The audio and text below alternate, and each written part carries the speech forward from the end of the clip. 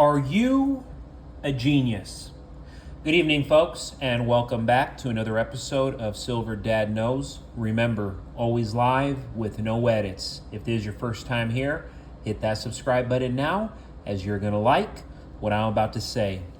So, yes, I am featuring one of my beautiful, gorgeous, stunning pandas, and just want you to get a nice glimpse of it before we discuss.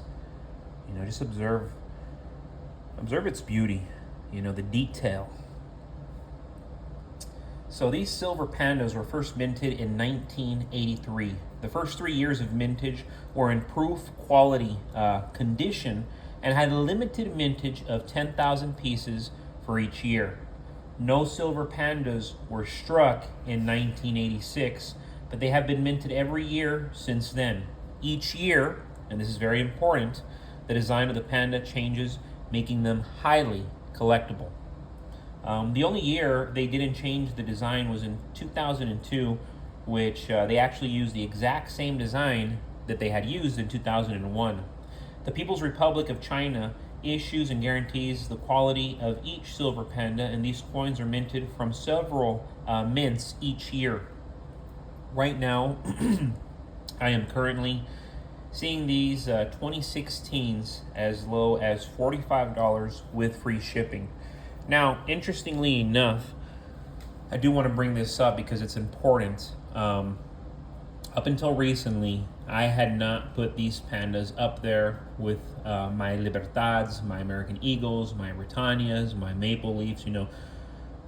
Those previous coins that I just mentioned, those are the coins that I am trying to stack on. However, these pandas, because of the facts that I just named, and because of the premiums on them, these are coins that I recommend to start stacking on, especially because of the inevitable, which is globalization. Unfortunately, we are heading towards a global order long term. So to have these, which are, Chinese, still silver at the end of the day, and, Chinese investors are going to look on these and say, heck yes, I want them. And they're going to give you all the money for them if you hold on to them long term. But regardless, even here in the States, you have people from here, and they will always want to buy a panda. They always want to have a few in their collection, especially if they're a serious silver stacker. Of course, I know people who are strictly American. They only want to buy American ounces. They only want to buy constitutional silver. I have been like that to an extent, but as of recently, I want to move more towards foreign silver. Of course, I'm going to keep stacking American silver, but I do want to move towards foreign silver for the sake of globalization. And yes, folks, very serious stuff taking place right now. Going on 2 weeks now, the CDK system, which my dealership uses, has impacted over 15,000 dealerships. This CDK attack. These back-to-back cyber attacks, they could take years to resolve. Keep in mind, Klaus Schwab was warning us about this years ago.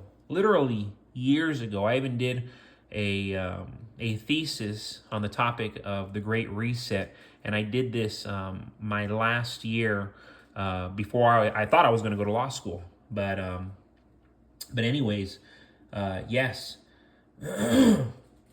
Klaus Schwab was warning that the next big problem was going to be a massive cyber attack. And I'm going to quote him here, quote unquote, "Pay insufficient attention to the frightening scenario of a comprehensive cyber attack." Klaus Schwab. When Klaus said this, he wasn't saying it to just say it. He really meant it. Anywhere you go now, you'll notice that people aren't half as happy as they used to be a couple years back. The everyday American has changed. Interestingly, the rich couldn't be happier. So many things are occurring now that you would have never seen in America a decade ago, 10 years ago. Now, Americans are facing a massive erosion of their society And it's happening on the back of one major problem after the next. Inflation is getting worse as families are fading away. And listen to this is very important. Whether you're married, divorced, single, want to get married, don't believe in marriage, listen to this.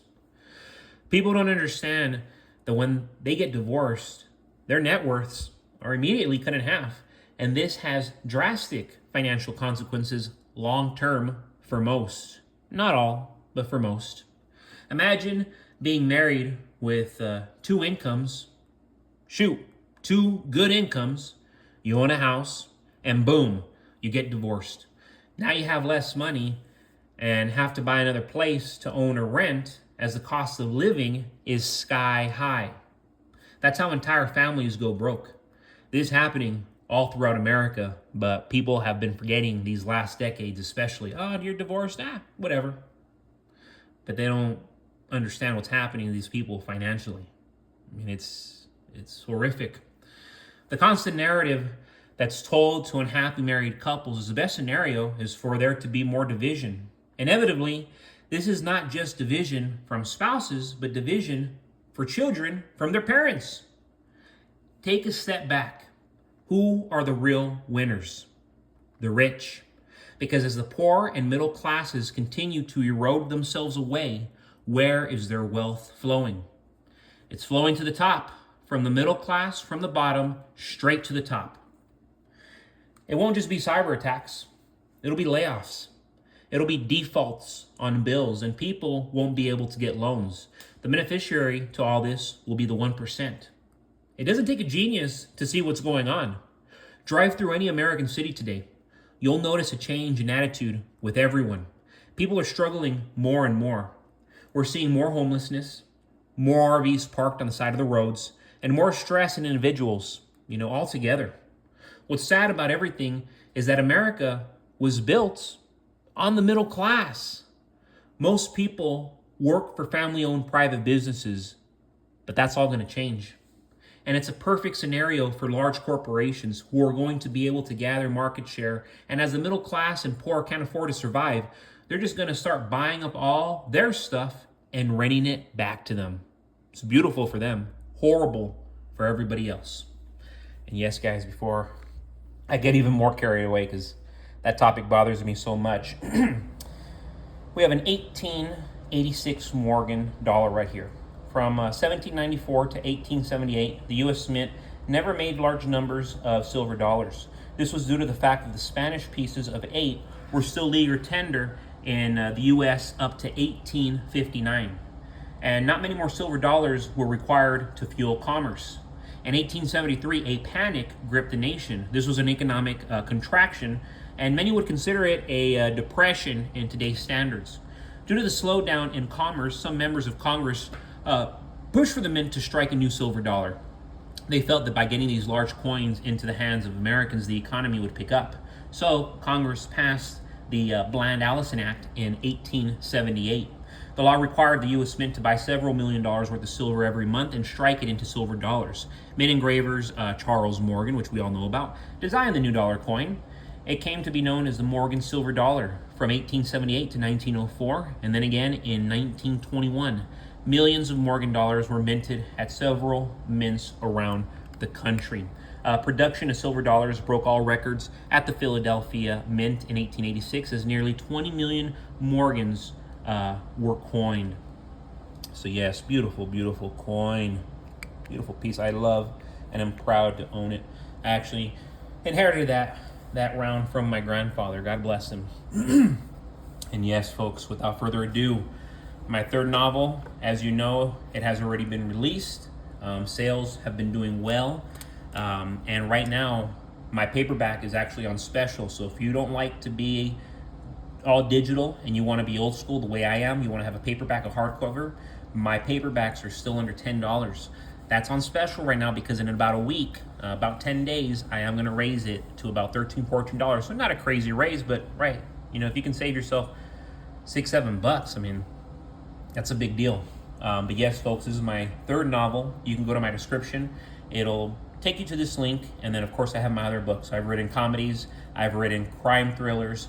And then here we have a sports epic, a sports thriller, and I will tell you right now, this is so far my best work as a writer, and I hope you check it out. But as always, folks, thank you so much for joining us for another episode of Silver Dad Knows. God bless you. God bless your household. And God bless America.